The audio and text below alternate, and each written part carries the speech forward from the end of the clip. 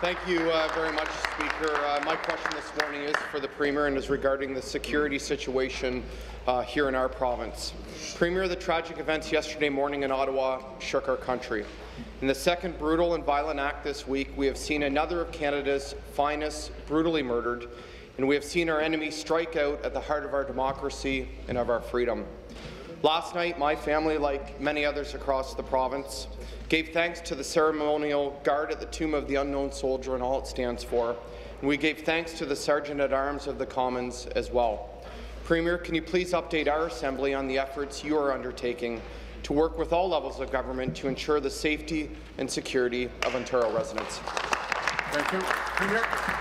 And thank you very much. And I just want to reinforce what has already been said and to assure the House that the most important priority for our government and for all the members here is the safety and security of all Ontarians. And we send our thoughts and prayers to the family of the Canadian Forces reservist from Hamilton who lost his life yesterday, and to all of the people who were injured, and to their friends and their families. I also want to thank the members on all sides of the House for their unity yesterday and coming together. To the question of what is being done at this point, the Minister of Community Safety and Corrections Services has reached out to his counterparts, Minister Stephen Blaney, Chief of Ottawa Police Charles Bordelot, and to the Ottawa Mayor Jim Watson to offer assistance. We want Ontarians to know that our police and our paramedics and firefighters are trained and are prepared for any eventuality. Thank you. Supplementary. Well, thank you very much, Premier. We all hugged our children a little tighter and a little longer last night as we were reminded of the daily risks undertaken by those who serve and by those who wear Her Majesty's uniform. We also know, as Prime Minister Harper said, that Canada will never be intimidated, that attacks like this will do nothing but strengthen our resolve to redouble our efforts.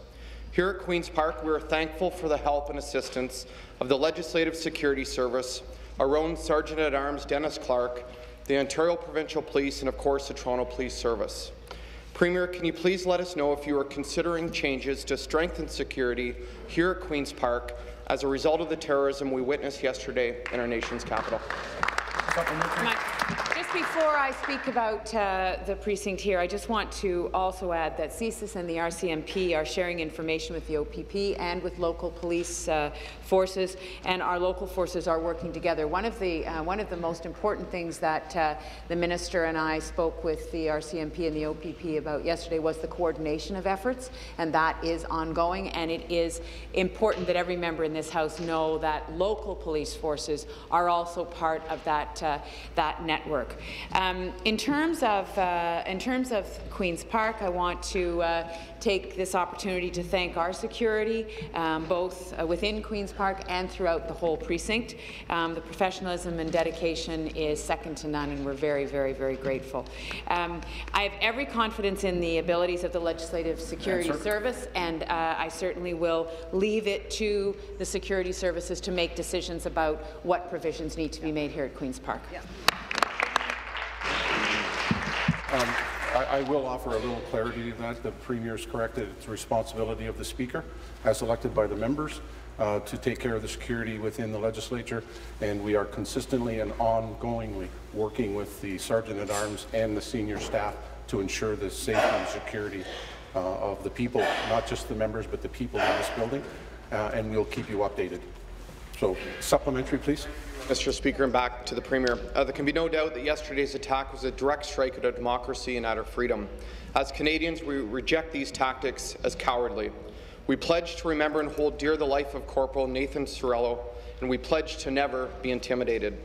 Of course, Canada is not immune from these types of attacks, from these types of tactics, from all this type of terror.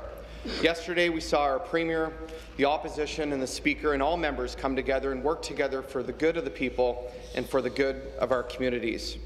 Premier, how do you plan to continue to work with all members to ensure the safety and security of the towns and communities that we represent all across Ontario? Well, Mr. Speaker, I expect and I propose that we continue to work in the nonpartisan way that we have over the last 24 hours. The Minister of Community Safety and Correctional Services has briefed Cabinet and members of all three parties on the framework that we have in place to address threats of violence and what we know about the incident. The Minister continues to receive updates on a regular basis. He gets those updates from authorities, and he will continue to work across the aisle to provide updates as they become available. And I would just say to members opposite, if you have any questions, if there is anything that you are unsure about, please do not hesitate to speak with the Minister, because we will provide information as we can, but we also want you to know that if you have any questions, or if there are questions coming from your communities, please let us know about those so that we can share all the information that we have. Thank you. A new question.